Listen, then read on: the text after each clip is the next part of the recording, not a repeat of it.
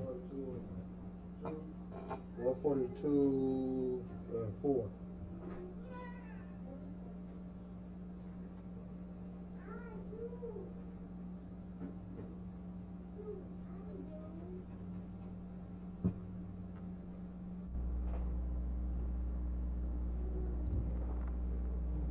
Shalom, Israel. We are the Isupk under the command of General Yohana, coming out of 125th Street, 1 West Harlem, New York.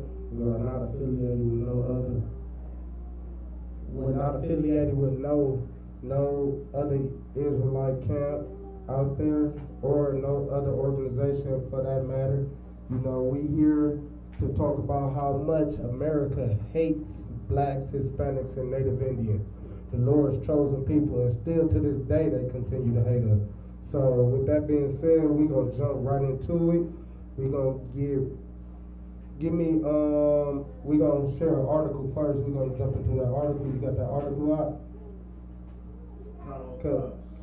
Cause the things people love to say like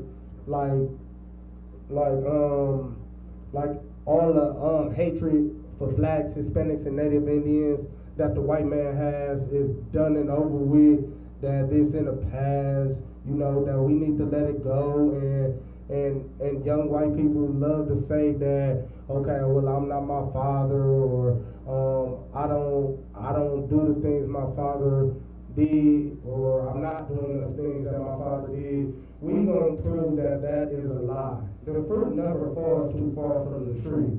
The white man is the devil that the Bible speaks of. Every generation that comes about is the devil that the Bible speaks of. Their children, their children's children, and 3, 4, 5 generations later, they're gonna be the devil that the Bible speaks about. You know, if Lord willing, Christ been and came already. You know, so we gonna jump right into this article, because it's a shame this Hispanic brother, he got shot. I mean, the police force is lethal. The police force is lethal, and they are terrorists to the black, Hispanic, and Native Indian man. And you know, this article gonna prove it, which we got many articles to prove that the police force is the hitman for the white man. You know, he's the hitman for the Congress. The police is the hitman for the president. The police is the hitman for the governors and different things like that, different sects of the government like that. You know, so we're gonna prove tonight like how much police brutality. I don't even have to tell you how much police brutality be going on. But you know, we need to raise this question, because it's a lot of blacks out there that think America is a lot safer, or America loves us now, and America, we are equal with whites in America now. Like, we are still slaves. We are still slaves. The white man still hates us, and he's still the devil that the Bible speaks of. That's right. You know, so we're going to get into this story real quick. Go ahead and get that for me, y'all. Real quick before we go into the sister had a question Oh, reincarnation. Shalaki. She got some reincarnation. She wants some reincarnation. Shalaki, anybody on the line got any questions? I know I got some reincarnation questions. You know, for the precept book. Well, do she got a specific question about reincarnation? I don't have the questions. What does the Bible say? I know I got some reincarnation questions. What does the Bible say about reincarnation? Well, reincarnation is, give me Ecclesiastics. What is that verse? Like, it's 3 of them, Ecclesiastics, I believe. We're going to hit them 3 scriptures real fast. Reincarnation is very real. You know, reincarnation, Christ was actually 5 people in the Bible. You know, so, you know, reincarnation is real. The spirit of the man dies when he died. Give me the cycle of life. You got that precept out of one?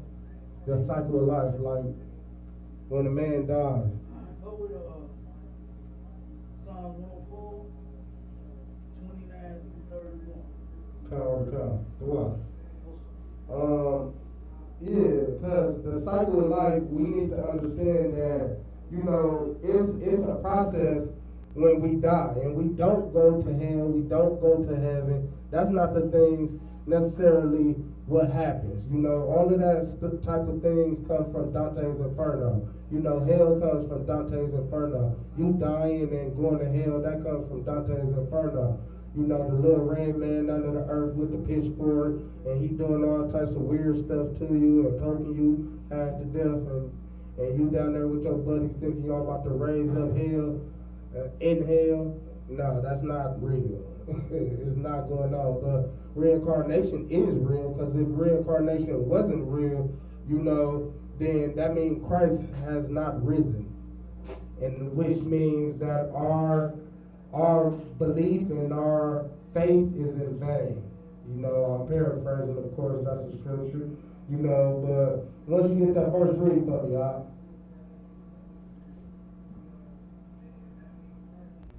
Psalms 104, verse 29. God. Thou hidest thy face, they are troubled. Thou takest away their breath. See, the Lord said he takes away their breath. What do it mean to take away your breath? Anybody know? Because, you know, we got the breath of life, right, within us. To take away your breath, anybody know the answer to that? What does that mean? Anybody? Anybody on the line knows what that means? Anybody on Facebook knows what that means? Right. Go ahead, state your name, man. Who talking? Is that you, sir? Okay. What do it mean to take your breath? To kill you, to die. To die. He's absolutely correct. To die. When the Lord takes your breath, that means you are dead. He's taking your breath. So now that you are dead, what happens after he takes your breath? Read. They die. They die. Right. Continue. And return to their dust. The body returns to the dust. So where does the spirit go? Where does the breath of life go? Which is the spirit. Where does the breath of life go? Without a spirit, your body is made up of two pieces. Your flesh and your spirit. You know? Where does the spirit go? Because we know the body returns back to the dust. The Lord made us the dust of the ground, so to the dust we shall return once we die. But where does that spirit go? Continue on. Verse 30. Thou sendest forth thy spirit, they are created. They sent us for you skipped the part. They sent us forth that spirit. I thought the spirit returns back to the Lord. That part, you didn't skip over that part? Yeah, that must be a different verse. Okay. Repeat that. Verse 30. Thou sendest forth thy spirit. Thou sendest forth thy spirit, which means that the Lord sends your spirit back out. He sends it back out into another fleshly body. And continue. They are created. They are created. Continue. You created all over again, Shalaki. You created all over again. Your flesh is created, but it's the same spirit, because he sent it forth back out. You know, go ahead. And thou renewest the face of the earth. And thou renewest the face of the earth. So, right here in this verse and many other verses, like Psalms 146, Ecclesiastics 1 and 9, you know, Ecclesiastics 6 and 10, you know, all of those are reincarnation scriptures. So reincarnation is very real, as you can see with that one particular verse. So if the sister is on the line, I hope that answers your question. If it didn't, you know, you could If you on the phone line, you could just raise another question. If you on Facebook, you can raise another question. You can raise another question there. But with that being said, I hope that answers your question. You know, jump into the article. Was there any more questions? I don't want to know that. Come. All right, jump into that verse for. I mean that article for y'all. Come on. God.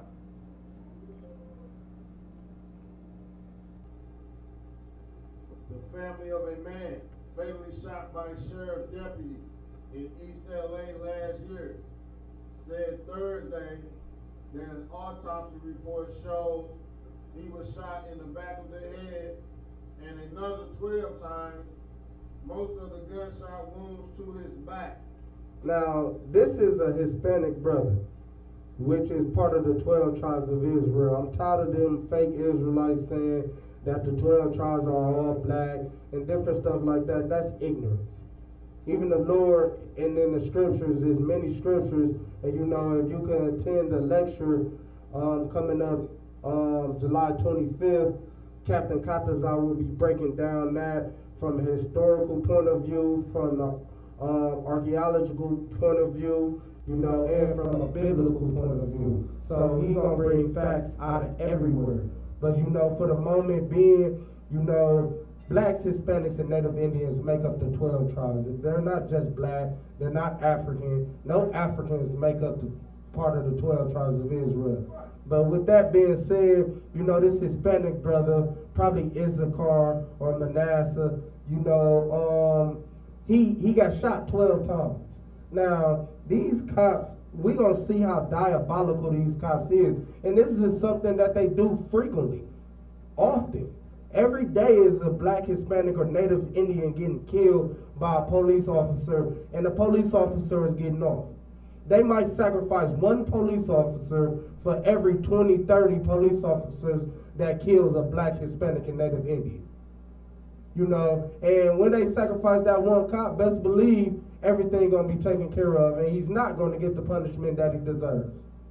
You know, America is evil. America was built off our blood. Right. America was built off our death. America was built off our slavery, our sweat and tears. America was built off the 12 tribes of Israel. You know, but that's not enough for the white man. It's not enough to enslave us and prosecute us and commit all of these heinous crimes against us for 400 years, but they want to continue. They want to continue. If it wasn't for the Lord, you know, blacks, Hispanics, and Native Indians would have been wiped out a long time ago. Right. But seeing how we're the chosen people of God, we still are strong, we still are going, we still are enduring. You know, but we got to keep these laws, statutes, and commandments. We got to keep these laws, statutes, and commandments. This brother has been shot 12 times. Now, you know, once in the head. He's been shot in the head first, probably, and then 12 times in the back, 11 times in the back. Go ahead. The first shot was to the head, sir. The first shot was to the head, so that's a kill shot. To the back of the head, too, I believe it said. Didn't it say the back of the head? God. He got shot in the back of the head. Now, no, I'm guaranteed that the officer is going to say something crazy, whereas, like, he probably tried to pull a gun, or he had a weapon, or he charged at him. But all of that is a lie, because he got shot in the back of the head. How you doing anything wrong, anything endangering to a police officer, and you getting shot in the back of the head? And then you get shot 11 more times in the back. Like, how many shots do it take to take a kid down? I'm pretty sure he was young. I don't know how old he was, but I'm pretty sure the brother was young. It's a lot. Go ahead. 21. He was 21 years old. This brother is 20. He's just begun his life. And it's been cut short by the devil, the white man. But let these Christians tell you in the Christian church, oh, we supposed to love one another. We supposed to care about one another. We supposed I forgive him, I forgive that cop, he should lose his job. But something needs to be done. What needs to be done? If he shouldn't lose his job, what needs to be done? I don't understand. You know, it's crazy how the white man is able to kill us, and all Christians can say, all Black Lives Matter, all Muslims, or whatever sect that you in, or religion, or organization that you in, besides the ISUPK, is basically another form of a Christian. Right. Even them fake Israelite groups. You know, the ISUPK is the beginning and the end. Right. The ISUPK is the home of the truth. Under Commander General Yohana, the Spirit of the Lord is with us. And it shows every day. We the only ones care, we the only leaders out there that care about blacks, Hispanics, and Native Indians. Right. You know, we the only ones got the courage to go into the danger fields, the danger zones, go into the crack alleys to feed our people, go into places that our people is tucked away, dying and suffering. We the only ones that care about them. We're the only ones going in the nooks and crannies of every city, every ghetto, every poverty place, and finding the Israelites and taking care of them. The ISUPK, under Commander General Yohana. But with that being said, you know, this brother was 21 years old. Got shot 11 times in the back. He got a kill shot first, then 11 times in the back. Now, Shalaki, somebody tell me, what can a cop say? What can a cop say to justify shooting a 21-year-old 11 times in the back when you already shot him one time in the back of the head? How many more? I see about maybe one, maybe two, three at most. But 11 more times in his back? Like, that is not called for. That's an execution. If I had known no better, I would think that was a gang shooting or something. Right. You know, that's something a cartel would do. They executed this brother, and he's 21 years old. Continue with that article, Number 5. The reports released to the family of Anthony Vargas came after months of legal wrangling and the filing of a wrongful death lawsuit against the LAPD. Sheriff's officials have alleged Vargas pulled a gun on deputies just before he was shot. Look at that. Allegedly pulled a gun off. Now, this is crazy. It's no joking matter. But this is crazy because it never seems to amaze me. He allegedly pulled a gun on a cop. Now, I ain't the smartest guy in the world, but you know, if somebody put a gun out on you, wouldn't they start shooting? Or wouldn't they be facing you? Why would you pull a gun out and you're running away? Or you got your back turned to him? If you trying to shoot somebody, you pulling out a gun trying to shoot somebody, why is he getting shot in the back of the head? Right. And 11 more times in his back. That don't sound like somebody that's pulling a gun out on me. I mean, pulling out a gun on somebody. That don't sound like that to me. Hold that for a minute and give me Psalms 142 and 4. Because these scriptures are coming true every day. That's why blacks, Hispanics, and Native Indians have to keep these laws, statutes, and commandments, and need to get into the ISUPK to learn how to keep these laws, statutes, and commandments, and to learn how not to fall into the traps of the white man, and to learn how not to be shot down 4 or 5 times, or 11 times, or 12 times, you know, and if so, it's going to be some dangerous consequences. Because I'm not letting my brother get shot down 12 times without nothing happening. I cannot do that. I cannot allow my brother to be shot 12 times and don't nothing happen. Justice should be in our hands. Justice shouldn't be at the hands of the white man. It's like you going to, you get shot by the white kid who's on the police force, and then you go and ask his daddy, which is the white judge, for justice. How can you do that? Who's going to prosecute their kid? Right. Who's going to prosecute their own kind? I'm not. I'm not going to prosecute my kind. But me being a priest, me upholding the laws, you know the Lord says judge righteously. So with that being said, I will judge righteously. But the white man don't have the laws. The white man is the devil that the Bible speaks of. The white man is our slave master. The white man is the overseer. So you asking the boss or his minions. That's what the police force is. The minions to the devil. They are the devil's minions. Right. You know, they should have that on their badges. Instead of saying LA Police Department, they should be the devil's minions. LA's devil minions. That's what it should be. You know, read that verse for me, y'all. You got it? Okay, sir. The what? Psalms 142, verse 4. I looked on my right hand and beheld, but there was no man that would know me. There was no man that would know me. Anybody knows what that means? He said, behold, I looked to my right hand, and there was no man that knew me. Can anybody know what that, do anybody knows what that means and how it pertains to this article? I'm going to give you a little more. Read a little more. Refuge failed me. Refuge failed me. I looked to my right hand, and there was no man that knew me. Refuge failed me. Anybody know how this applies to this brother?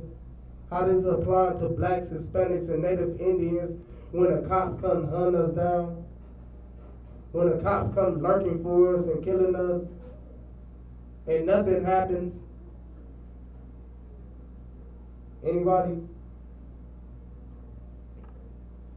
He said, on my right hand, no one knows me. No man knows me. Meaning, you have no safe haven. You have no help. Don't nobody know you when you get shot by the police officer. Ain't gonna be no justice. What man knows you to take justice upon you for the death of you? For you dying unjustly, what man know you? Don't nobody know this brother. Don't nobody know this brother. The Black Lives Movement don't know this brother. Al Sharpton don't know this brother. Reverend Jesse Jackson don't know this brother. Minister Louis Farrakhan don't know this brother. Don't nobody know this brother.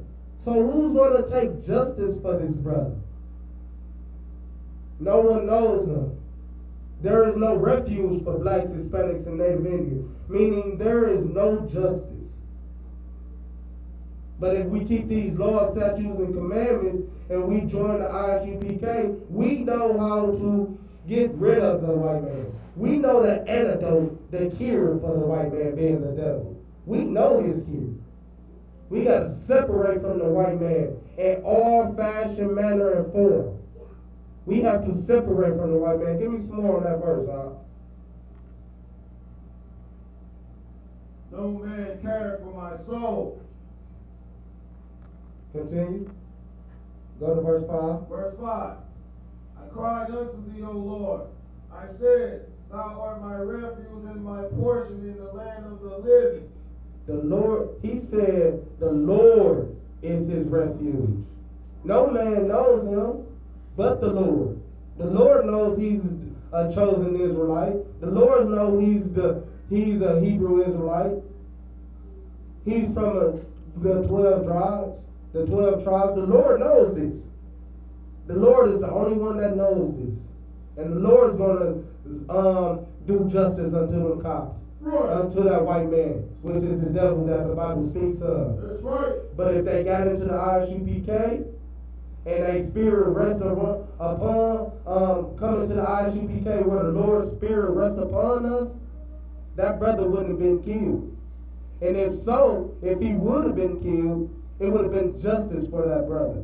Because he would have been keeping the laws, statutes, and commandments that the Lord, we're going to order you, every brother, every priest, every officer in the ISUPK, keep them laws, statutes, and commandments. Right.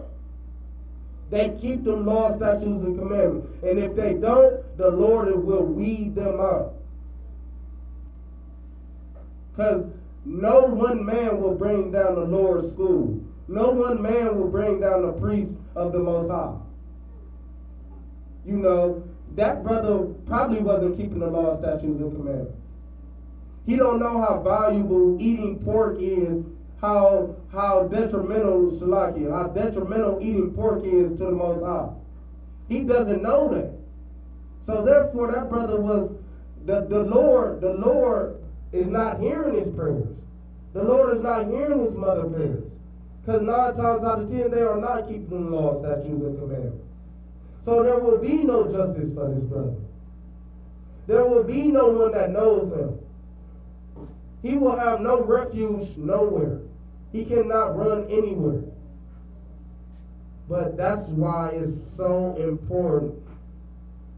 It's so important for us to keep these laws, statutes, and commandments of the Most High. Because if we don't, we fall victim to the things of the world. We fall victim to the devil, which is the white man that the Bible speaks of. We fall victim to them. And the Lord takes his hedge off of you. You have to keep that hedge on you for you not to fall victim to the traps and the snares of the white man. You have to keep the law, statutes, and commandments. You have to. There is no other option for you. Being a black, Hispanic, or Native Indian. You know, there is no other option. You have to keep these laws. Unless you're going to end up like young man Vargas here. A bullet to the back of the head and an 11 more in the back. Just for eating pork. Just for eating shrimp, crab, lobster. Just for eating catfish. Just for committing adultery. Just for committing all of these crimes against the Lord. Because you didn't commit a crime against the white man. Who cares about the white man laws? He break them himself. You committed crimes against the Lord. So the Lord is not with you. You have no refuge. Us being the chosen people of God, that's our refuge. Right. That's our only outlet. That's the only place we can turn. With that being said, read some more from that article for me, y'all. What? Morgan's family is still working to obtain surveillance video showing the deputies fired at the 21-year-old. As they search for robbery suspects in an apartment complex near North Manding Avenue and Floral Drive last August. Now look, his family, that was how many months ago? A year ago? It was a year ago since this brother has died. And the cops and the police force and the white man being the devil would not release that footage. Would not release that footage, would not give them body cams, would not give them car cams, would not give nothing to the family of Mr. Vargas. They would not release that stuff. You know why? Because the white man is the devil that the Bible speaks of. That's right. And because that boy didn't have no refuge. Because that boy has no man that knows him. You know, the police force is the minions to the white man. They do like the police force is like the infantry to an army. They like the infantry to the army. They're the first ones on the scene. Now, let's put it like this. You got an army. You got commanders, you got chiefs, you got secretaries of defense, you got the president. Now, if you got an army that constantly commits crimes, or constantly break the law, or constantly kill people unjustly, you know, you will have to look, because the police force takes orders from people. So you will have to go up the chain of command. You gotta go up the chain of command. The next chain of command is the police chief. Okay, is the police chief wicked? Because the police force is wicked. If you got an army and you lead your army and you a king, and your army is wicked, that's because you are wicked. That's right. If your army is righteous, that means the leader is righteous. Because the leader will not have wicked soldiers and he righteous under his command. He's going to weed them out. He's going to like, no, I don't need them. Give me that brother over there, he judged righteously. Give me that brother over there, he's not going to do nothing wicked. Give me that brother over there. That's what a righteous man would do that's leading the army. But a wicked man, if he leading the army, he going to be like, okay, they commit crimes over there, them the type of people I like. A flock of birds fly together. Best believe that. You know? So, with that being said, read some more. Is there some more on that verse? On that article, Shalai. The family claims the department has filed a motion to withhold the footage. Now look at this. Look at this. Just like the devil. The department filed a motion. I thought the police force want to uphold the law. They want to uphold justice. Ain't that what they're supposed to be doing? So if that cop shot that brother unjustly, shouldn't they be wanting to put that out there? Shouldn't they be wanting the truth to come out? Why have the police department and the lawyers for the police department union, how come they put a motion in not to release the video? They don't want to release the video. Why wouldn't you want to release the video? Did you do something wicked? Are you trying to suppress something? What are you trying to hide? I thought you were the police force. I thought we supposed to call you and get justice. I thought you were supposed to come and uphold the law. Well, we feel like somebody has been murdered. This brother has been murdered. So, why are you upholding, why are you looking for the murderer? Because the murderer is on their team. They are the murderers. And they're being led by the devil. So, of course, they're carrying out the devil's will. The white man's will is to kill, steal, and destroy. That's right. That's his whole purpose. Can't you see it? Every nation he go into, he kills, steal, and destroy. Ask Iraq if the white man is the devil. Right. Ask Japan if the white man is the devil. Ask Hiroshima. Ask the bald eagle is the white man the devil. Ask the buffalo is the white man the devil. Ask the African lion is the white man the devil. Ask blacks, Hispanics, and Native Indians is the white man the devil. Well, they got Stockholm syndrome, so they might not even know. They the only ones that don't know the devil, who the devil is. And they supposed to know. It's given to them in their scriptures. They have artifacts, they have a history book. Blacks, Hispanics, and Native Indians have a history book that lets them know everything that's going on the earth. Right. All the prophecies is in their history book. All the laws is in their history book. How to live is in their history book. How to be safe. How to be prosperous. How to be blessed. How to be cursed. Who is the devil? Who is the wicked? Who is the righteous? All of that is in their book, in their scriptures. But they are the only ones that don't know who the devil is. You can't get no Arabs. You can't get an Arab being shot down 12 times, one in the back of the head and 11 in the back. A little Arab boy, 21 years old, and them Arabs don't go crazy. Right. They're going to strap a bomb to everything in America. They're going to kill everything in America. You know, go ahead, Adwan. They for damn sure wouldn't sing and march and walk while they, you know what I'm saying? Right. You're absolutely correct. They don't do that. You know what I'm saying? When it comes to their You understand? Singing and celebrating is when you damn win the war. Right. You know what I'm saying? Not while you begging and pleading, hoping to just stop you and stop killing. You know what I'm Right. saying? That's all black people have been doing, man. Singing the same old song for years and years and years. You know what I mean? Doing all these marches. All you doing is making your damn feet fat. That's all you doing about Right. marching around the protest. What is that doing? You know what I'm saying? It has not stopped the white man from killing us yet. Right. You know what I mean? But like you said, the other nations of people, they haven't been destroyed the way that we have. You understand? The way the blacks, Hispanics, and Native Indians have been. Right. The Lord did a job on us, bro. You know what I'm saying? To where look at all we Damn do right. is turn around and sing.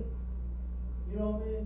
To go, and even if they march and they protest, they turn around and make it a damn gospel fest. Right. You know what I'm saying? They start singing at the goddamn radio people that got murdered. You understand? And you gonna be mad about it. Then you start singing good jolly songs. Right. You know what I'm saying? That's ridiculous, man. You know Right. what I'm saying? And you absolutely correct. You know, like you said, you'll never catch an Arab sing no song. Come on, we shall overcome. Right. Or hands up, don't shoot. You understand? The Arab will drop a bomb on your ass. Right. You know what I'm saying? You start killing their people like that. Right. You know what I mean? And what's so ridiculous is that we the only people that actually have the Lord on our side, got God as their power. That's what Right. the word God means. And then here it is, we get murdered the most, we get shot the most, we get killed the most. When are black people gonna wake the hell up and realize that the stuff that we doing, the person that we think we praying to and all that is obviously not hearing our prayer. Right. You understand? He obviously ain't hearing something because look at what's happening here, man. You know what I'm Damn saying? right. Look at what's going on. Who the hell is you praying to? Eating pork, celebrating Christmas, can't wait till what's the next one? Come the 4th of July. Right. You understand? They can't wait till the 4th of July come through. You understand? And we're gonna celebrate that. We're gonna put some red, white, and some blue on. You know what I mean? They gonna come out with they freshest gear on. They freshest They red, white, and blue. gonna be dressed and impressed on the 4th of damn July. You understand? To celebrate the white man's independence when we Right. still don't even have none as a people. That's ridiculous. Right. You know what I mean? So like you said, I mean, here you go, you know, marching, you know, singing, and the other nations of people were there, they wouldn't be caught dead doing that nonsense. Right. You know what I'm saying? They would not be caught dead marching and protesting. Right. As stinky as Africans is, man, they don't even do it. Right. You know what I'm saying? What do they do when the white folks start taking over their land down there in Africa, the farms and things? They Right. took it back. You understand? They said to hell with that, y'all got to go. And then had them devils on TV crying to the president. Right. Crying to what's his family name? What's the president's name? Trump. Right. Crying to Donald Trump, come on, please come help us. That Right. is kicking us out. You know what I'm saying? Come on, man. Right. Don't nobody else do that foolishness, man. And that's exactly what it is. It's nonsense. Right. You know what I mean? Marching and pro, it ain't gonna get you nowhere. You know what I'm saying? And that wasn't nothing but, that was a tactic the white man advised Martin Luther King and said, you know what, teach this to your people. You know what I'm saying? And have them do this. To where we'll never, that's not an uprising. Like marching and walking through the street like they did up here in Delmar. They thought it was the next uprising after that, who was it that, they got killed upon? Damn, what was that brother's name? No, not the one in Ferguson. They thought that was like an uprising too. That ain't no uprising, man. You know what I'm saying? Turn a quick trip, dance in the middle of the street. You know what I mean? That's not an uprising, man. Setting your car on You know fire. what I'm saying? No, come on. You gonna set your car on fire. You know what I'm saying? I understand my people. They hurt. You know what I mean? Because they lost their brother. You know what I mean? We're losing our sisters. We're losing our fathers and our mothers. Right. I understand that part, but that's not the solution to the problem. You know what I mean? That's not gonna get it done. Right. You know, the solution is like you said, you got to come to this truth and you got to serve the Lord. Right. You know what I'm saying? And you ain't no way around it. Look at what's happening. And it's even in the scriptures. And that's why your slimy preachers fail to ever tell you the truth. Right. Because they want you to keep coming to the church so you can be just as low as you can be and as downtrodden and ran over and ran through as you can be, so they know that you will put that money in their pocket Right. in a bucket, and there's a little hope for, God to turn your situation around. Right. You know what I'm saying? Come on, bro, just just one drop of faith. You know, Right. the faith of a mustard seed. You understand? The preachers use all of that, man. You know what I'm saying? To get the plan on your emotions. They know you going through hell. Right. You understand? You poor, you broke, your wife don't want you. You understand? Your kids don't like you. You know what I'm saying? Your husband beat on you every goddamn night. Right. They know you going through hell. Your job Right. underpaying you. He know what's going on. And he play right on their members' emotions instead of giving them what they actually need to change their damn life. Right. Which is the truth. You know what I'm saying? But it's all right. Right. I'll go ahead and give back. And I appreciate that, Adawan. And like you said, just to get on what you said a little bit, you know, that does nothing for the Black, Hispanic, and Native Indians. That brings us no justice. Marching, dancing, prancing, and tutuing all around in the streets and burning stuff. Burning 9 times out of 10 is your stuff. Because you ain't going to dare to go burn the white man's stuff down. You ain't going to go in his community and burn his stuff down. So 9 times out of 10 is your stuff. So you burning your stuff down, that is not going to solve the problem. That's going to make the white man, first of all, even more richer. Because you burnt down the gas station Quick Trip. Now they're about to build a Quick Trip 2 times the size of the one you just burnt down. And they got the insurance money. They was hoping somebody burned it down. Salaki. They was, go ahead. Yeah, right during Ferguson when they did all of that, like a half mile away, was white people with historic houses. Right. Didn't get touched. Right. Why they burn them houses down? Right. That would hit the white man's pockets. You know, they love historic stuff. Right. They would send the military in. That's an uprising. But no, in reality, that wouldn't even did nothing. But that would have showed that y'all was a little more angry than burning down a Quick Trip and a little convenience store. That would have showed a little more anger than that. But I'm not saying go burn down anything, because that doesn't work. We've been burning stuff for about 100 years now. That doesn't work. Riots do not work. Separating from the white man works. Right. Like Adawan said, get out of that Christian church and that Muslim mosque, because that is not for you. Keeping these laws, statutes, and commandments in the ISUPK, that's what's for you. Brotherhood and sisterhood is what's for you, because begging and pleading and marching only going to make the white man treat you worse. It's only going to make the white man laugh at you. He's going to mock you. You're going to come up with Black Lives Matter. He's going to come up with All Lives Matter. Right. He's going to mock you. He's going to laugh at you. Salaki. Go ahead. And if I might add on them filing a motion to withhold the evidence and tapes, it's actually a video on YouTube of a guy having trial, and the cop walks into the courtroom, walks over to their defense table, and picks up the evidence against his fellow officer. He tried to steal it and got caught. Wow, he got the boldness and the audacity to come pick up Salaki, doing trial. during trial. That is crazy. But what happened to him? Probably nothing. Right. He probably got detained, got tackled, threw in jail for a night. But if that was us, we'd get in with all types of new cases. Tampering with evidence, intimidating a witness, 7 counts of intimidating a witness, 3 counts of tampering with evidence, destroying evidence, all types of stuff. They hitting us with all types of cases. But this brother, they won't even release this. They won't even release the video footage of this brother being shot. But they supposed to be police officers. Right. Give me Lamentations 4 and 18. Because these are not police officers. These are minions for the devil. The devil is the white man that the Bible speaks of.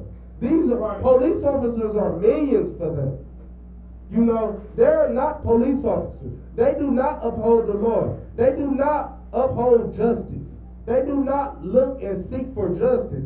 This scripture about to show you what they seek for. This scripture about to show you exactly what the police officers do. You know, Lamentations 4 and 18, when you get a read for me, y'all. What? Lamentations chapter 4 verse 18. They hunt our steps. They what? They hunt our steps. They what? Hunt our steps. They hunt our steps. The police officers is hunting our steps. And they're sent out by the white man. Police is funded by you. You funding the police officer to hunt you. They are hunters. These police officers, they hunted that boy. They hunted young Vargas. They hunted him. They shot him one time in the back of the head. That's a kill shot. That's called hunting. Huh. And then they shot him 11 times in the back. That is hunting. They are hunting our steps. Everywhere we go, our steps. What's your steps? Your steps to your house, meaning somewhere close to you. They're hunting our communities. They're hunting our neighborhoods. They're looking and lurking and they're searching for us. They're killing us by the tens of thousands every year. Police officers.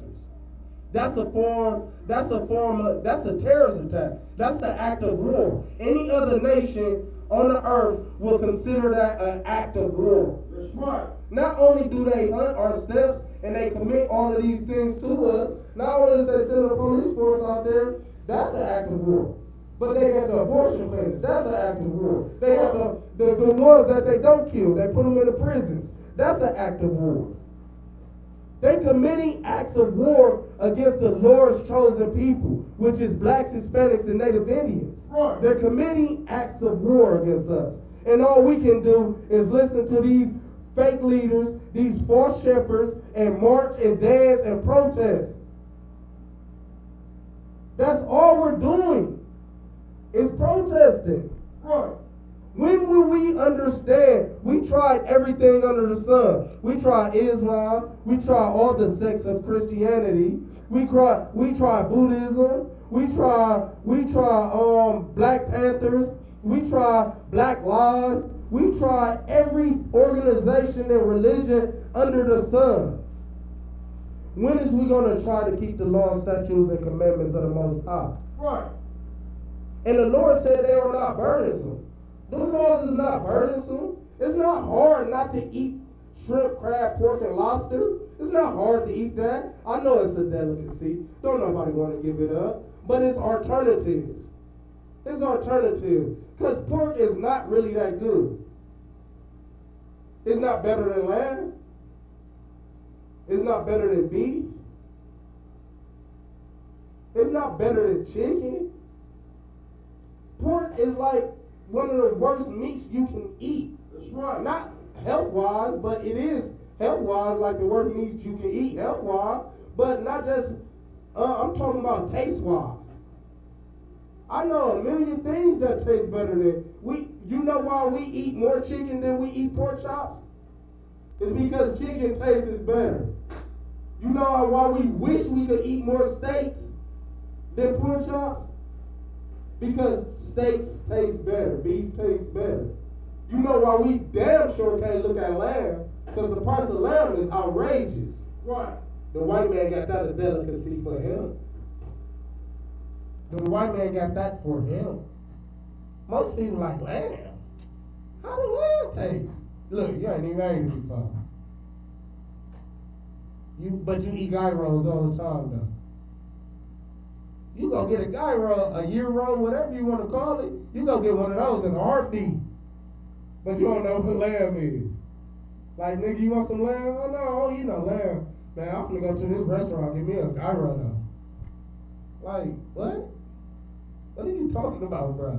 Like, but I'm just showing you, like, there's alternatives to food that you can eat. You can keep the law, statutes, and commandments. You don't have to lie. You don't not have to be a compulsive liar. You're not going to die if you stop lying. I guarantee you. Try me and see. You're not going to die by not worshiping all of these holidays and these fake gods. I guarantee you. You're not going to die. You're not going to die giving some respect to your mother and father. You're not going to die. Believe me.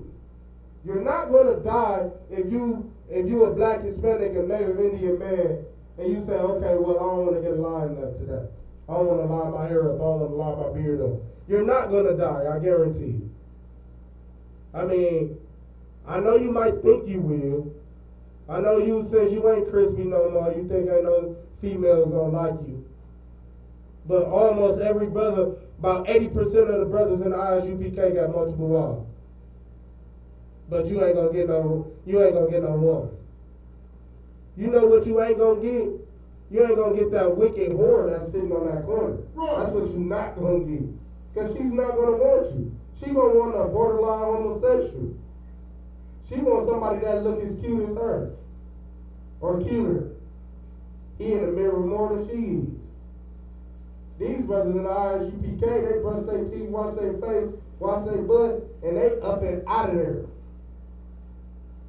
I mean, I be in the mirror at home. I'll make sure I ain't got no breakouts, make sure my teeth ain't placked up, make sure I ain't got no zits, and I'm out the door.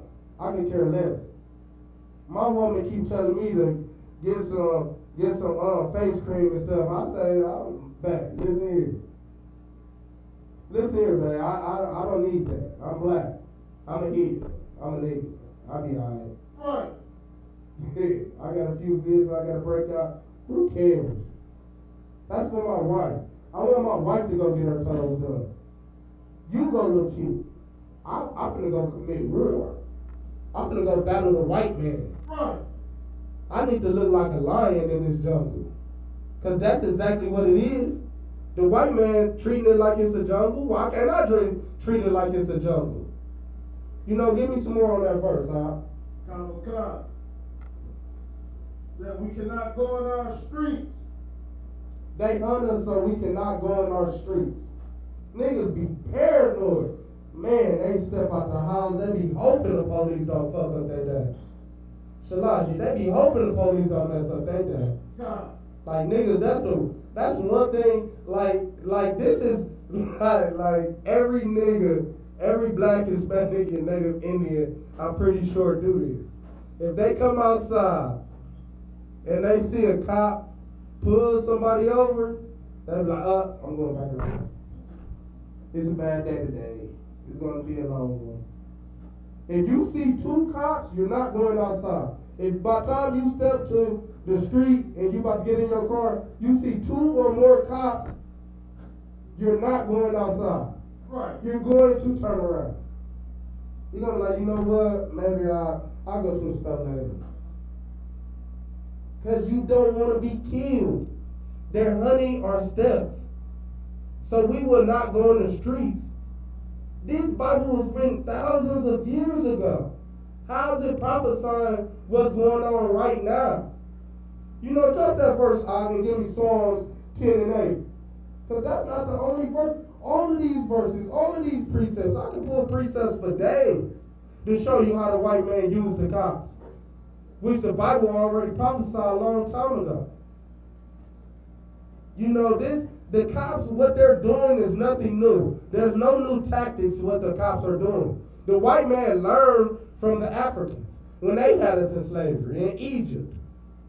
When the Egyptians had the Israelites in slavery, which is us, blacks, Hispanics, indigenous Hispanics, and Native Indians, when they had us in slavery in Egypt, you know, that's where America learns from.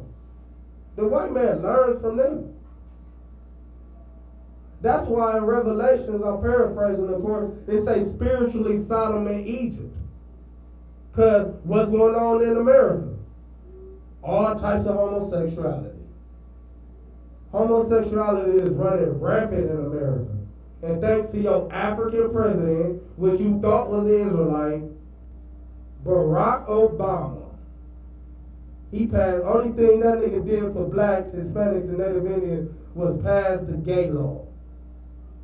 Oh, he just need more time. He need the Congress. He need that. Well, I don't see Donald Trump needing everybody. Everybody supposedly don't care what ain't for Donald Trump. Donald Trump makes shit get done. He made the Congress listen to him. He won a war. What he do? Cut off food stamps. I bet you motherfuckers gonna listen. Shalaki, I bet you people gonna listen. What he gonna do? What he do? Threaten. We going to war. Donald Trump been terrorizing the presidency since he been in office. He been getting stuff done. He been getting his will done. And if he ain't got it done, I guarantee you gonna listen to him. I guarantee you gonna listen to him. He ain't just about to cry and say, well, I need the Congress. I need my white fellow Americans to come out and vote. No, Donald Trump gonna use the power that he got to get things done. How come Barack Obama couldn't do that? He was a president, right? Right. That's because he doesn't care about you. He doesn't care. He said when they was talking about reparations for blacks, he said that no black alive have been seeing slavery. So that's his reasoning for not giving reparations. What? So since we haven't seen slavery, our forefathers did. Our great grandmamas, our three-time great grandmothers and grandfathers have. But since we haven't, it has no effect on us. Them going to slavery has no effect on us. The Jim Crow laws have no effect on us. The whites only union has no effect on us. All of these different things have no effect on us, right? Right? But this is what's crazy. Barack Obama said that. Barack Obama believes that we shouldn't get no reparation. But that's your president. I thought we was all Africans. Where are the Africans? Why ain't the Africans in the United Nations saying, okay, bringing attention to the crimes that's happening to blacks, Hispanics, and Native Indians in America? Okay, I know y'all don't think Hispanics and Native Indians are our brother, okay? What about blacks? Why ain't Africans talking about blacks? At least black people. We think blacks are our Africans, right? Every time we go to African World Festival and different stuff like that, niggas is marching and dancing with dashikis on. But where's the blacks? Where is they at in the United Nations bringing attention to the crime that the white man is committing to us? Committing upon us. Where is any nation that is bringing up the crimes that blacks, Hispanics, and Native Indians are going through? What nations in the United Nations are bringing up any type of question like that? I'll wait. Matter of fact, I won't wait, because I already know the answer. You know, it's some more on that verse. Oh, you didn't even read it yet. Give me that verse. Psalms chapter 10, verse 8. He sitteth in the lurking places of the villages. He sit where? In the lurking places. Now tell me if that's not the cops. They everywhere you go, police or every ghetto that you go to across the nation, cops are sitting in lurking places. They're lurking. It's not a coincidence that the Bible used lurking. They're lurking. What do it mean to lurk? You're searching, you're hunting something. Why are the cops lurking in our community? They're not lurking in the white communities. I see them in broad daylight. I see them as broad daylight. You know, at the nighttime and the daytime, I see the police officers when I go to the suburbs. I see them. Clear as day. I see you, officer. I'm able to duck and dodge police in the white neighborhoods. But in the ghettos, man, it's like they jump out of bushes on you. They got their whole SUV, they paddy wagon sitting in the bushes. They gonna jump out of the whole bushes like the cartoons show you. They gonna come from the side of that building. They got their cars painted, the tip of it painted black, the ass of it painted black. So they sitting in lurking places. That's the police. The white man is hunting our steps, and he's using the police. That's why they never gets off, because that's the will of the white man. Them are the police chief's orders. Go kill blacks. Go arrest blacks. Go plant guns and drugs on black people, Hispanics and Native Indians. Go do that to them. That's their orders. That's coming from the upper seat, the president, the Congress, the mayors, the governors. That's coming from up there. The high chain of command. That's not the police officers doing that. Because the police officers don't want to lose their job. Why don't black officers kill white people? How come they able to have self-control, but white cops cannot? That's because it's an order to do that. That's a strategy to do that. That's why they think everybody is a criminal in blacks, Hispanics, and Native Indian community. It's some more on that verse on. Go ahead. In the secret places doth he murder the innocent. In the secret places they murder the innocent. This brother was innocent. That's why they won't release the footage. That's why they put a motion in not to release the footage. Because they know once it comes out, I already know. Ain't no nigga gonna pull out no gun. Ain't no Hispanic or no nigga or whatever. All blacks, Hispanics, and Native Indians are niggas to me. But ain't no nigga gonna pull out no gun to get shot in the back of the head. Now you might get shot in the face or in the chest. But ain't no nigga pulling out no gun, threatening the police, and somehow you get shot in the back of the head. And not just the back of the head. I see if you just pulled it out and shot the rug. But he got shot in the back 11 times too. That means he had to be already running. That's right. Who is pulling out a gun while they're running? I'm not about to waste time pulling out a gun while I run. I'm just going to take off, try to get away. Come on, man.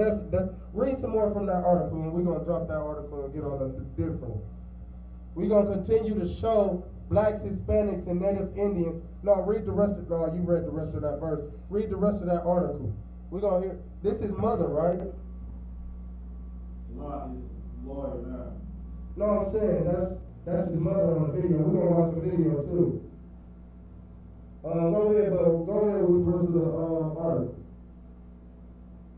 The family's attorney stood alongside diagrams showing Vargas' back riddled in bullet holes as he told reporters that sheriff deputies engaged in a gangland shooting when they fired at him, military commando style. Look, didn't I say that was like a gang? That was like a gang execution.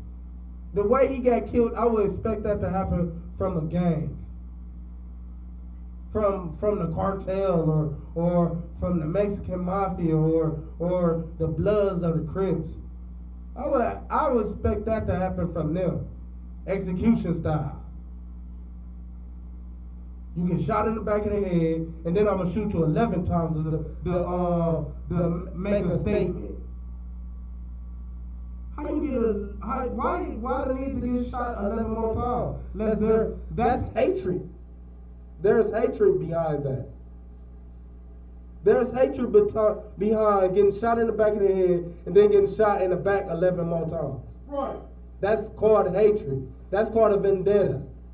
You had something against me. That's not just a normal kill. Because after you shot him in the back of the head, I'll see you shoot him 1 or 2 times more.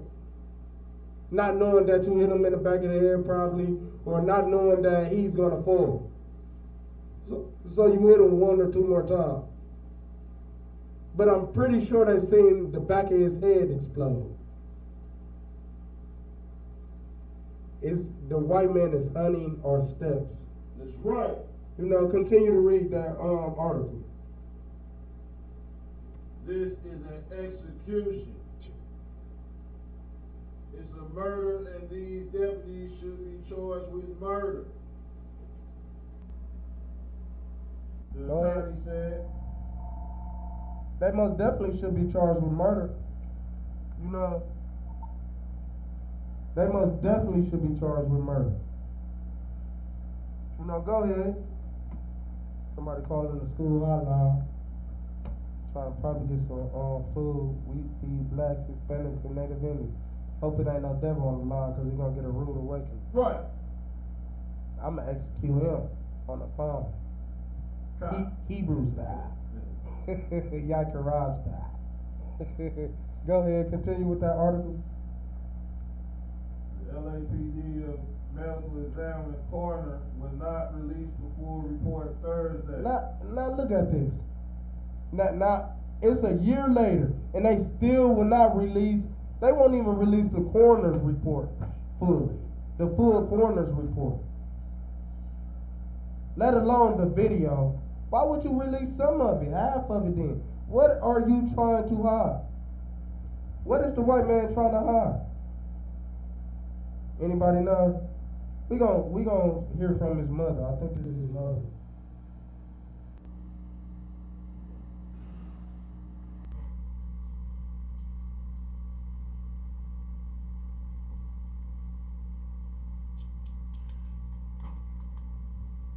Cause this is a shame.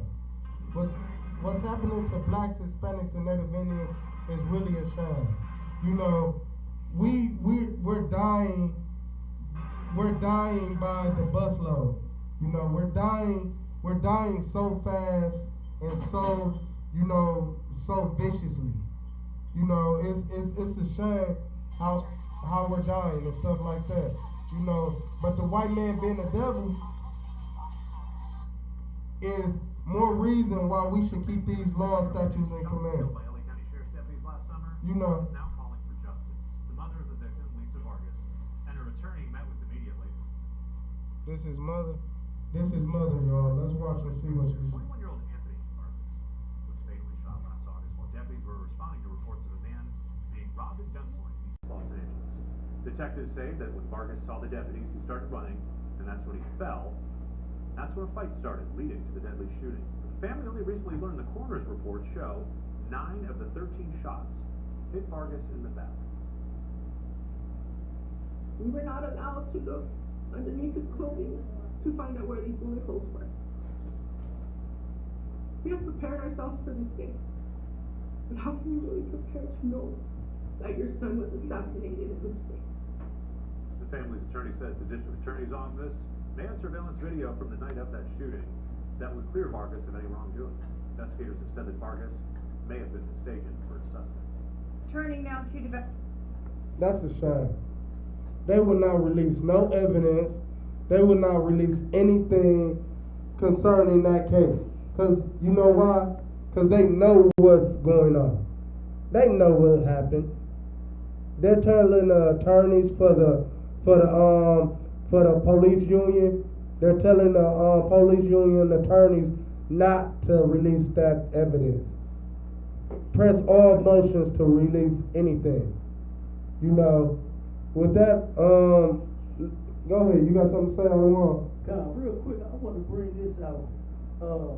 Since you're on the topic of the police, and you're bringing out all of the different things that they do, you know what I'm saying? And you coming with the scriptures to support what they're doing to us and how they sit and cut. You know what I mean? Waiting for you to drive. Waiting for your plate. You know what I'm saying? They turn around, they doing all kinds of stuff. You understand? Like you said, they sit and lurk. You understand? And I'm gonna read this part right here from this book. This was when I was a slave. Right. Show you just how long that this has been going on. This right here. I ain't gonna read the whole thing. But I'm gonna read some of it. This is the different memoirs from the slaves. You know what I'm saying? And the different things that they had told this author, you know what I'm saying, Norman Yetman, okay? They turned around and started giving their stories to different people that was going around and recording, you know what I'm saying? They put them all in the book. And this one right here is by Anthony Dodson. This brother was a slave, and he was out of Tulsa, Oklahoma, and he was interviewed when he was 105 years old. Okay, and it starts off like this. It says, "Run, nigga, run. The patty roll get you. Run, nigga, run. The patty roll come. Watch, nigga, watch. The patty roll trick you. Watch, nigga, watch. He got a big gun." Okay, it's talking about this is the police. This is where police force started at in slavery.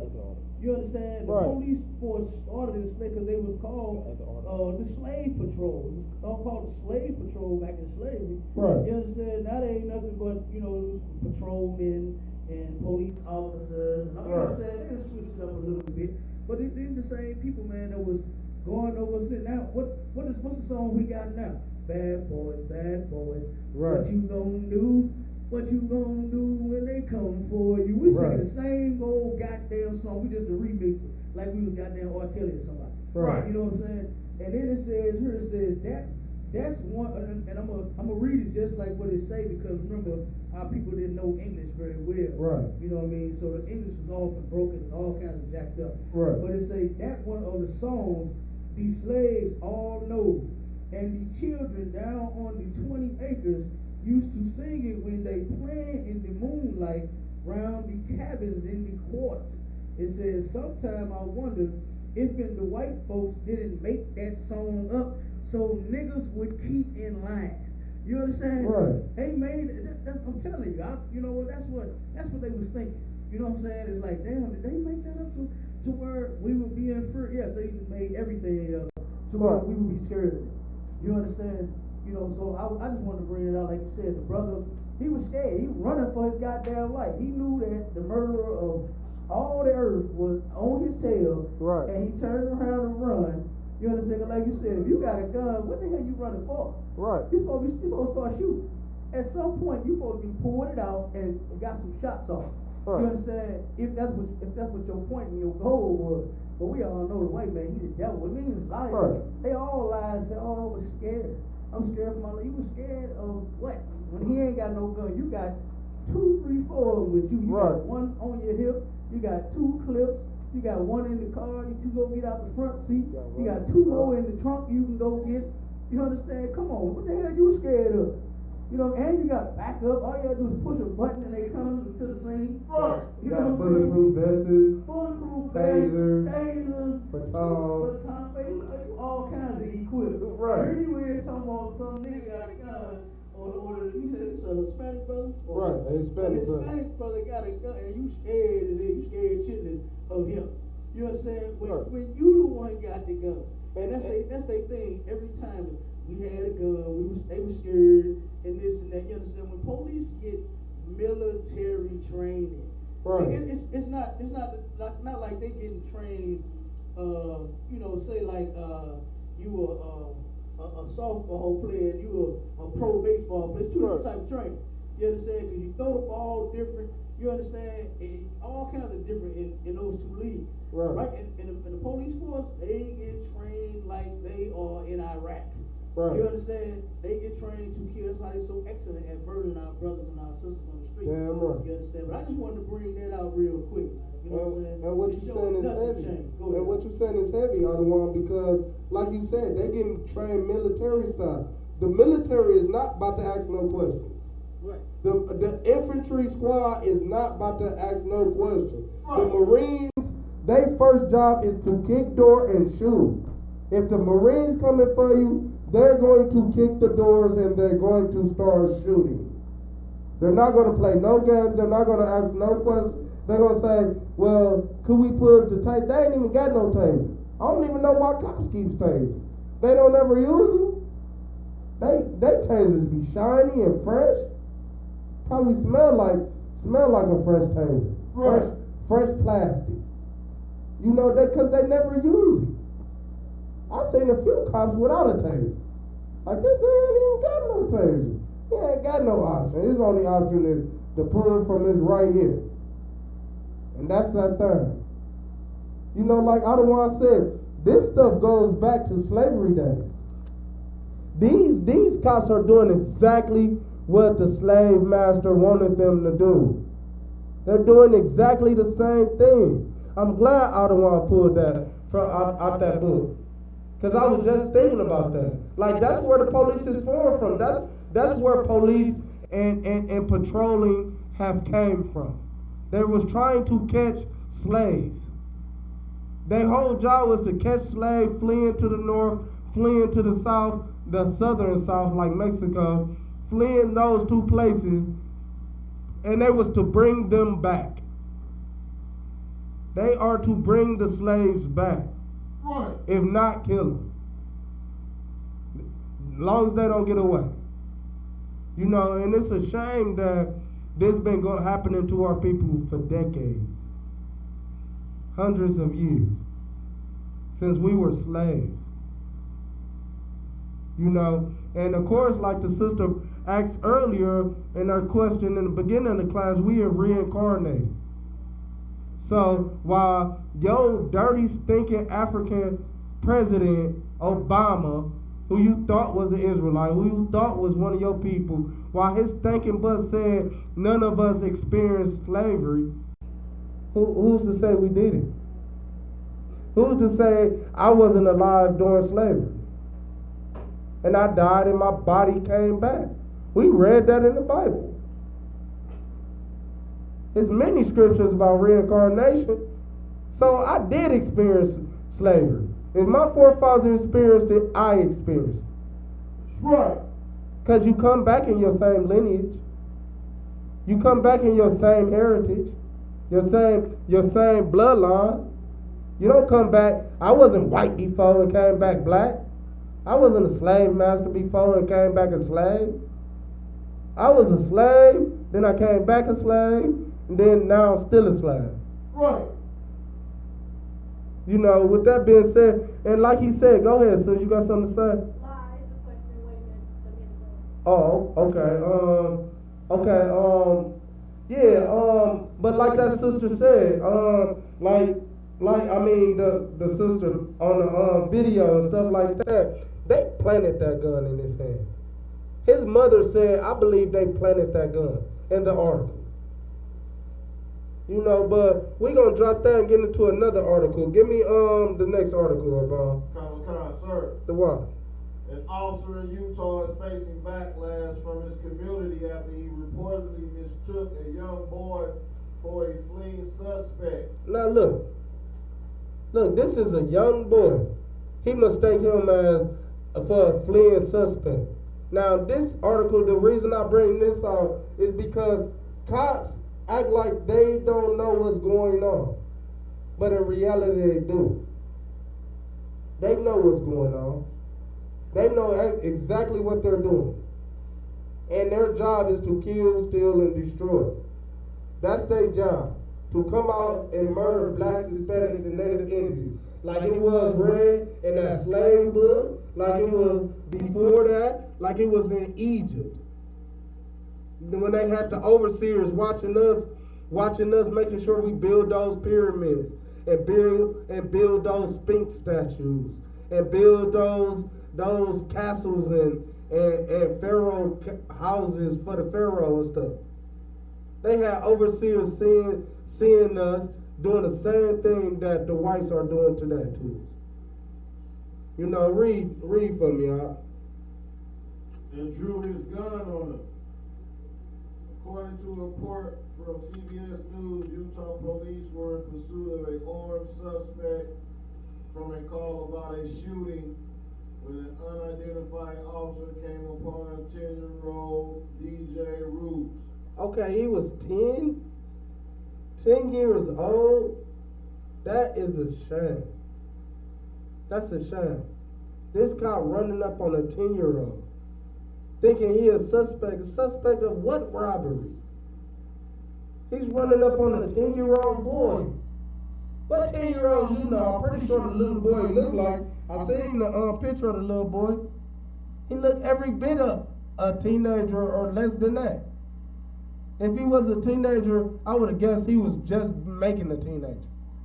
This little boy, 10 years old. Now, who a 10-year-old went to go rob? In front of their house. Right. They sitting in front of their house, and you thought he was a suspect. All you seen was that black skin. You seen that black skin, that cop seen that black skin, and all he wanted to do was murder. That was like a red flag for a bull. To charge and murder and to kill. You know, read some more for me, y'all. Playing on his grandmother's front lawn.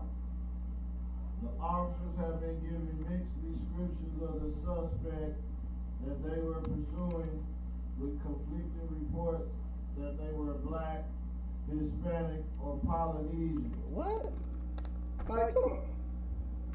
Now, what kind of description is that? So any nigga that's black, Hispanic, or Polynesian, they even threw Polynesians in there. They said, forget it, they ain't white. Throw them in there too. Anybody fit under that category? It's about 1 million people fit that description. What type of robbery description is that? So you basically said, this nigga is either 4'11", between 4'11" and 6'6". He got braids or afro, or ball cut. He weighs from 110 to 320 pounds. Like, nigga, can you narrow it down? Can you find, it's not funny, but can you find a better description than that? Right. That's too broad. And the white man know what he's doing because he's covering his tracks. The police officer knew what he was doing. He just said black, Hispanic. He probably wanted to say Native American. He probably was just so ignorant, he said Polynesian. Because Polynesians resemble Native Americans. They're not Native American, but they resemble them. So he probably meant to say Native American, but he's so ignorant. He don't know his motherfucking tribes. All he knows is if you ain't black, if you ain't white, you slaughter. You slaughter me. Right. That's all he knows. Being the devil that the Bible speaks of, he knows no better. Right. Read some more from that. That's a hell of a description, dog. The officer accidentally mistook the boy for a potential suspect and drew his gun and pointed it at the boy. Now he drew his gun at this 10-year-old boy with this broad description. What would you do about it if a cop run up on you and say, "Oh, I thought you did this robbery because the description is black, Polynesian, or Hispanic"? Go ahead. Tell me it don't make no damn sense. like, dog, what type of description is that? I remember a cop. I was on my way, Shalaki. This when I was in the world. I was on my way to see my PO, and and this cop. I'm all the way out in West Allis. West Allis is like white people's suburbs and stuff like that. My probation officers happened to be there, because I used my mom's address and she was living in like, a nice neighborhood and stuff like that. So they long story short, they made my district, they made my PO office in the white neighborhood. So I'm going to see my PO, this cop, I parked around the corner because I didn't want my PO to see me driving and stuff because I ain't had no license at that time. Of course, I'm Jake in the world, so I'm trying to cover all my tracks and stuff like that. But long story short, I'm walking up the street from parking my car and walking to my PO's office, and I see the cop. And I'm like, damn, they about to do something. Because I just knew they was going to do something. Because that's what I think every time I see a cop. They could be 3 blocks away. And I'm like, man, they finna do something to me. And that's a shame that every black, Hispanic, and Native Indian got that mindset. Like, is this cop about to do something to me? Do I gotta run? Do I gotta flee? I gotta give me an alibi. I gotta start thinking of one now. Niggas have an alibi before they even leave the house. In their notebook. They probably got a notebook. Nigga got a pocketbook full of alibis. Like, yeah, I'm gonna use this one today. You gotta have you gotta have something. Your license suspended, sir. Oh yeah, that's just because they just got suspended. Like 2 days ago. Just got suspended. I was on my way actually down to the courthouse to pay my tickets. Niggas got alibis for everything that they're doing. Right. You know, but long story short, I'm walking, this cop pull up on me, and he'll like, you fit the description of somebody that was busting windows. Now, no, we in the white people neighborhood. I'm like, officer, I'm on my way to see my PO. I'm like, why would I be busting windows on my way to see my PO? Like, that just doesn't make no sense. Like, that was stupid right there. He was like, where's your PO office at? I'm like, right here, in front. I was right in front of my PO's office. I point to the building, like right here. He looks at the building. He's like, well, come with me. Lucky my PO see me out of her window and comes out. See me talking to the police and comes out of the building. You know, and I'm telling the cop, I'm like, what you mean? Like, I asked him, I was like, what did he have on? I said, what is the description? He looked me up and down and said, what you got on? I said, what? What you mean what I got on? I had a red hoodie on and some black sweatpants. He said, what you got on? A red hoodie and some black sweatpants. I seen him look at me up and down though. He looked me up and down and described what I had on and said that was the description. I'm like, man, what the hell? You just looked. I seen you look at me, dude. I'm in your face, and you just looked at me up and down. You just named what I got on, dude. Like, why did you look me up and down? Why you just didn't say it? Why you look me up and down and say what I got on? He said exactly what you got on.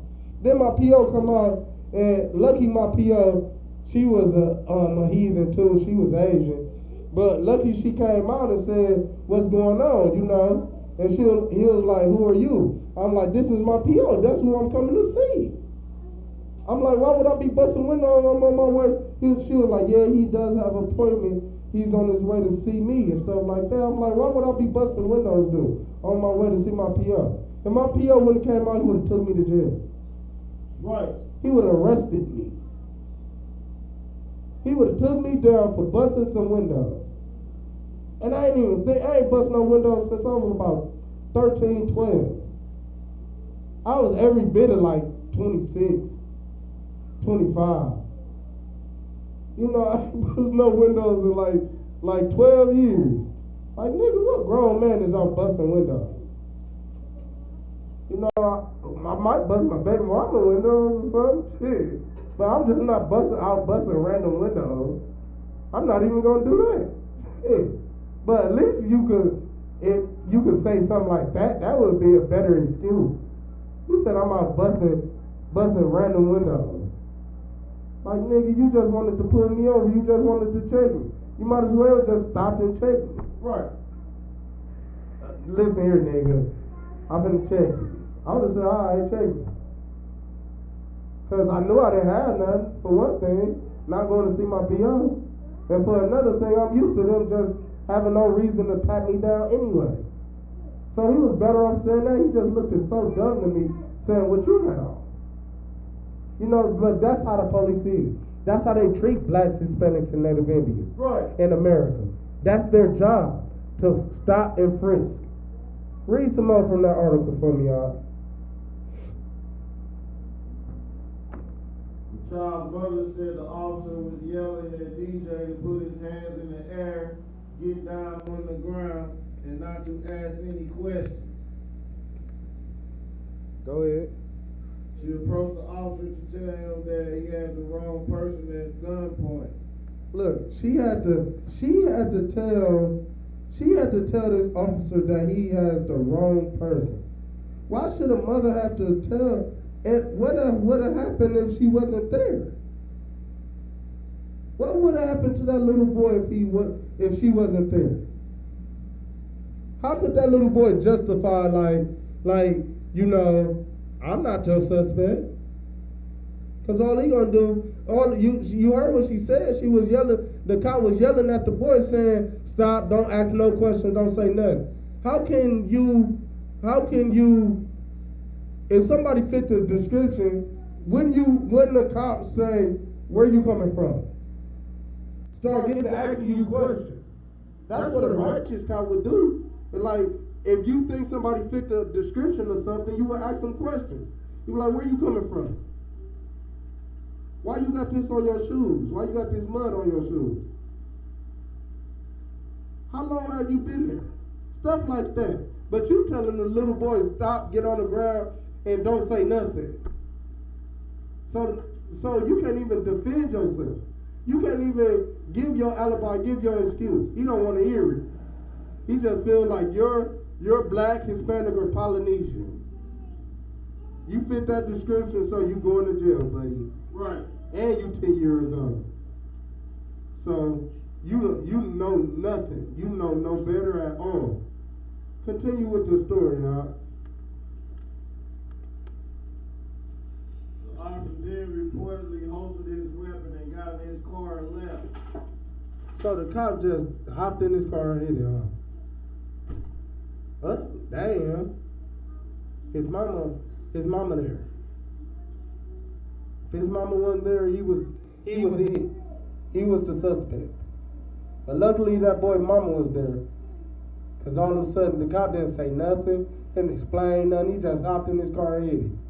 After pulling a pistol out on a little 10-year-old boy. He said nothing. Go ahead. The officer came back to the house later in the day and offered a formal apology for the mix-up. Oh, he want to come back later and ask, you put a pistol out on my son. I don't want to hear nothing you got to say. You knew my damn son being 10 years old. He looked like a kid. Right. You see the picture out? Come on. He looks like a kid, don't he? Come on, sir. The little boy looks like a kid. You can tell he's a kid. You can't tell a 10-year-old from a grown man? 10-year-old out robbing people? I don't know. I grew up in some of the worst neighborhoods. But I ain't never seen no 10-year-old out robbing people. You know, continue for me, y'all. What? But that's not good enough, says the family's lawyer. Right. It wouldn't be good enough for me either. How about you, Adon? Not us, sir. That's crazy. You want to offer an apology. Now, what if I wasn't there? What if that woman wasn't there? What would have happened to her son? Go ahead. If it's true that the justification to point a gun at this child is because they were told the suspects might be black, Hispanic, or Polynesian, are they saying this officer was entitled to stop and point his gun at every male fitting that description? Right. That's what the lawyer said. That's what they lawyer said. Like, dude, that description is way too broad. But these are the intentions of the police. I brought this story out to show you that these are the intentions of the police. That's why we need to give me Isaiah 45 and 20. That's why we need to listen to the scriptures. We need to keep the law, statutes, commandments of the Most High. We got to, blacks, Hispanics, and Native Indians. Because if we don't, we will be destroyed. And the white man got the perfect task force to do that, to destroy you. To set you up, to plant things on you, plant pistols in your hand, plant guns on you. They got the perfect task force to get rid of you. That's why we have to keep these laws, statutes, and commandments. We got to do what we are told. We have a choice, but we do not, being the chosen people of the Most High, do not have free will. We do not have free will to do whatever it is that we please to do. We got to keep these laws, statutes, and commandments. Unless the devil will devour us. He's going to devour us. The white man being the devil that the Bible speaks of, he will devour us. And the police is his task force to do that, to devour blacks, Hispanics, and Native Indians. They pulling guns out on 10-year-old boys, talking about he fit a broad description like black, Hispanic, and Polynesian. That description, you wouldn't just say no height, you wouldn't say no weight, you wouldn't say no skin color, whether he was light skin, dark skin. You wouldn't say no hair texture, no hairstyle. You wouldn't say no outfits that he had on, no shoes, no clothes, no hoodies. You just say he's either black, Hispanic, or Polynesian. And they pulling out guns on 10-year-old boys. Come on, man. You know a 10-year-old boy when you see one. Come on, man. Cut the crap. Go ahead. Read that verse for me. Isaiah 45, verse 20. Assemble yourselves and come. Draw near together. He said, the Lord said what? Assemble yourselves and come. Draw near together. The Lord said, assemble yourselves, blacks, Hispanics, and Native Indians. We have to assemble ourselves together. We have to come together. And what better place to come together under Commander General Yohana, who is a righteous shepherd, who's leading the Lord's flock righteously. He's showing us what to do, what to look out for, how not to get cursed. And he's doing it himself. He's taking the funds, he's taking the resources, and he's allocating them in the right places. He's showing us how to be priests and prophets. He's building up the black, Hispanic, and Native families once again. Right. Reverend Al Sharpton ain't doing that. Jesse Jackson ain't doing that. Clifford Dollar, Louis Farrakhan, Martin Luther King and his sons, none of them. Obama, none of them is telling us what to do, how to stop being cursed, how not to be destroyed, and got our back to the fullest. Show us how to create brotherhood and sisterhood. Show us how to love one another and look out for one another. Show us how to feed the poor, how to manage our money right so we could build facilities like this school in St. Louis where we could feed our people, where we could cook for our people, where we got a safe haven for our people, where we could chill and have fun and ain't got to worry about the gadgets and the snares and the traps of the white man. This is a safe haven for blacks, Hispanics, and Native Indians in the St. Louis area. The ISUPK. That's right. The ISUPK under Commander General Yohana will protect blacks, Hispanics, and Native Indians. Right. We got cameras in here. We got food in here. We got clothes in here. We got whatever you need in this facility. And it's safe. It's a safe haven for us. So come keep these laws, statutes, and commandments. Come do what the Lord said. So blacks, Hispanics, and Native Indians can be blessed. Read that verse. Read the rest of that verse for me. Ye that are escaped of the nations, they have no knowledge that set up the word of their graven image. Look. Pray unto a God that cannot save. Us who have escaped the nations. Us who are not being devoured by the white man. We need to come and gather ourselves together. The ones that are free, that didn't die in abortion clinics. Right. The ones that are not trapped in the prison houses. The ones that are not starved and strung out on drugs. The ones that are not being shot, killed by the police officers. It's a lot of us. We need to assemble together. Because this nation knows no justice.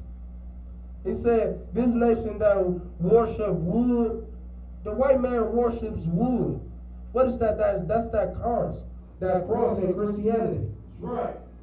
That white man worships that cross. That's a mockery unto our King Christ. Christ is our King. That's a mockery. That cross, every brother that wears that cross, I wish they could just take it off right now and throw it in the garbage. That's a mockery to our King. If your brother got shot down with a pistol, a 45 caliber pistol, would you be wearing a 45 caliber pistol around your neck? That's the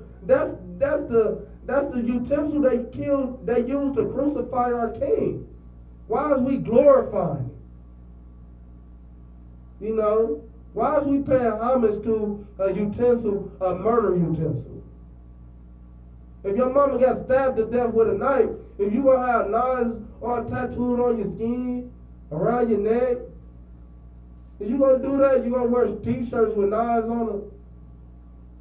Come on, man. That's a mockery unto our King. You know, read some more from that article. It's getting close to class time being over. But you know, we need to understand that America hates us. America hates blacks, Hispanics, and Native Indians. And it's being led by the devil, which is the white man that the Bible speaks of. America, even the world, is being led by the devil. The world is in the hands of the devil. You know, so I'm hoping that blacks, Hispanics, and Native Indians realize and come to their senses before it's too late. Before the Lord takes his edge off of you, Lord willing that he hasn't already. Takes his edge off of you and allow the white man to devour you. Lord willing that he hasn't took his head off of blacks, Hispanics, and Native Indians. We got to come into this school and learn how to properly keep these laws, statutes, and commandments. And how to serve and please the Most High. Because we are his creation. He is not our creation. He don't have to do nothing for us. He don't have to listen to us or none of that. We are his creation. You know, go ahead with the rest of that story, y'all. Okay. So the mother appreciated the apology but claimed to not feel safe in her home after the incident. She doesn't want the officer to be fired, but she thinks an outside review needs to be performed. Outside review? Outside review of what? She don't want the cop to... This cop pulled a gun out on your son. A whole pistol, a lethal weapon. Out on your 10-year-old baby. And you don't want him to be fired. That's Christianity for you. That's that marching thing that Adamar was talking about. You want to march, hands up, don't shoot. Oh, I forgive Dylan Roof. I forgive this person and that person. Stop forgiving them. Stop forgiving them. The Lord says forgive your neighbor. Forgive your brother. It does not say nothing about forgive your enemy. The white man is your enemy. That's right.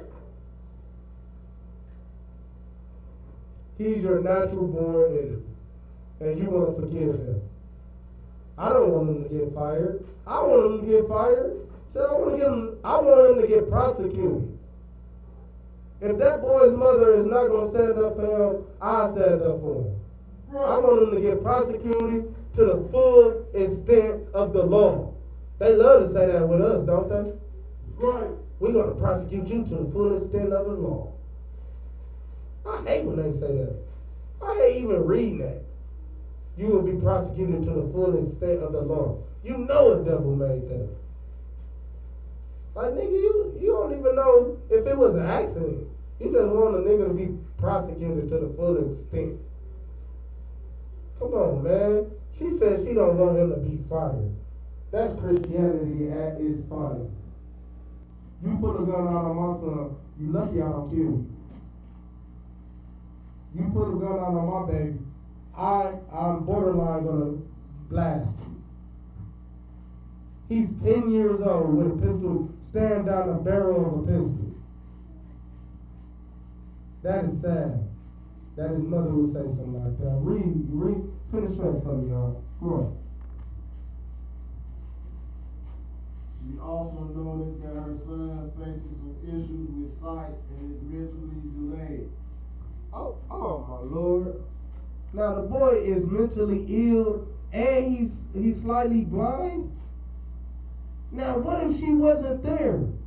She talking about she don't want that cop to get fired. If she wasn't there, that boy probably would have got shot. That's right. He ain't understanding no orders. The cop said don't lay down and don't ask no questions. That boy is mentally delayed. And he barely can see.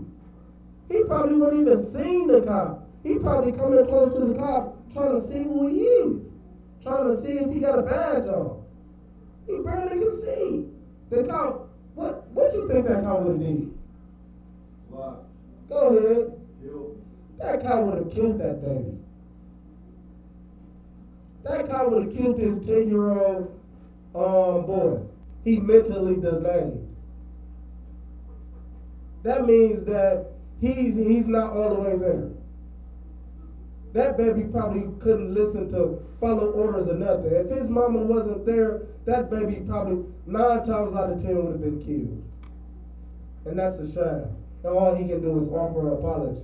And all his mama being a Christian can do is say, I don't want him to get fired. But a review needs to happen. What you need to review?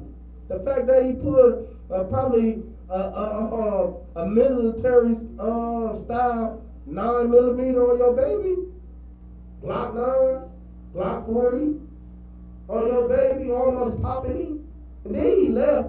He left without saying nothing. Why? If he felt remorse, he didn't want to get fired. That's why he went back. Right. He didn't want to lose his job. That's the only reason that cop went back. Because if he was truly sorry or apologetic, he would say, "Oh, my bad, man. I thought he was a suspect. I thought he fit this crime." That's what he would have said before he left. He hopped in the car and hit it. Because black lives do not matter. Finish up on that article for me, the one.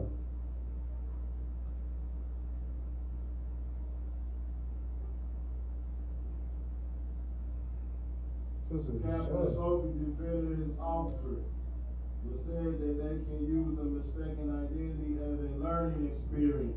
Oh, so the potential killing of a 10-year-old boy you're going to use as a learning experience. What learning experience you going to use as? How to get away with it? Because you defending this cop's action. He's the chief. I told you, this is why I brought this story up. I'm showing you that it ain't just the police officers. The police officers ain't the only ones that's wicked. The police chief is wicked. The Secretary of Defense is wicked. The Army is wicked. The Navy is wicked. The Air Force is wicked. Because they all follow the wicked president. The president is wicked. The Congress is wicked. All the politicians is wicked. Don't none of them care about blacks, Hispanics, and Native Indians. If they did, they would do something about all of these cops killing innocent black men and women. They would do something about it. They will prosecute them. How come blacks can have restraint but white cops cannot? Why is not blacks killing? If black people are so dangerous, why not black cops is killing other black cops, other black people, or white people? White people walk up on the cop. They want to know why they got pulled over, what the cop in their face for. They want to know what's his name. They gonna write a letter to the mayor. They gonna do everything, and they might do a citizen's arrest on the police officer. They gonna detain the police. You know what, sir? I'm detaining you. This is citizen's arrest. Put your hands behind your back. What you mean, put my hands behind my back? No, you put your hands behind. Baby, get the handcuffs. Get the hog ties. I'm about to take him in today. That's white people for you. That's white privilege. Right. Give me Ecclesiastes 13 and 15. Ecclesiasticus 13 and 15 slide. You got a pocket. That's white privilege. That's in the scriptures too. That's most definitely in the scriptures.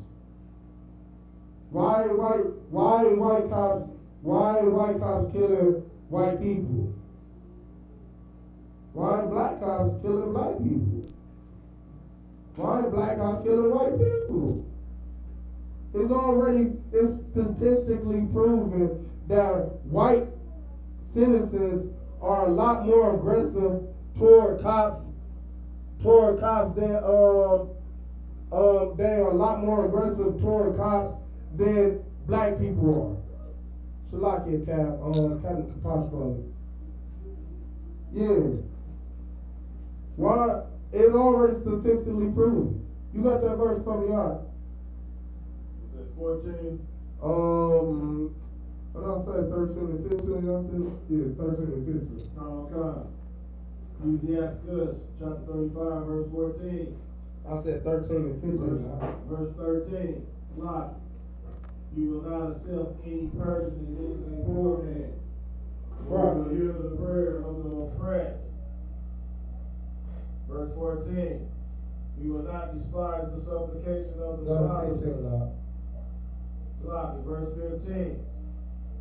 Do not the tears run down the widow's cheeks, and it's not her cry against him that causes them to fall. Right. Is that Ecclesiastes chapter 13, verse 15? Sloppy. Chapter 13, verse 15. Why? Chapter 13, verse 15. Every beast loveth his life, and every man loveth his neighbor. Right. Every beast loves his life, and every what loves his neighbor?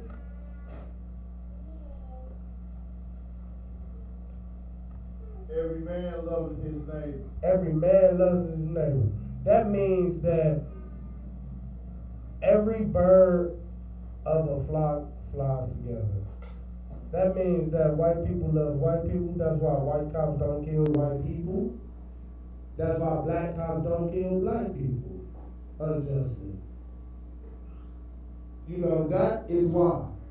Scriptures already told you that every beast loves his neighbor. Every beast loves his life. Shalaki. Every beast loves itself. That's why you don't see lions. That's why you don't see lions fighting lions. That's why you don't see tigers fighting tigers for no reason. They understand each other. Every beast knows itself, like the white man knows himself. Right. That's why the white man is not killing white people. That's exactly why white cops are not killing white citizens. That's why black cops are not killing black citizens unjustly. So if that's the case, why ain't black cops patrolling black communities? Why can't we govern ourselves? Why do we need the devil to govern us? Right. You know why? Because you're still a slave. Right. And America still hates you. And with that being said, that's my time, Israel. Shalom, we are the Isupk under Commanding General Yohana, coming out of Harlem, New York, 125th Street, 1 West. We are not affiliated with no other Israelite group. And as for, did you have a question, Sister Real Fast? Yeah, we are not affiliated with no other Israelite group or organization, period. And that's my time. Shalom.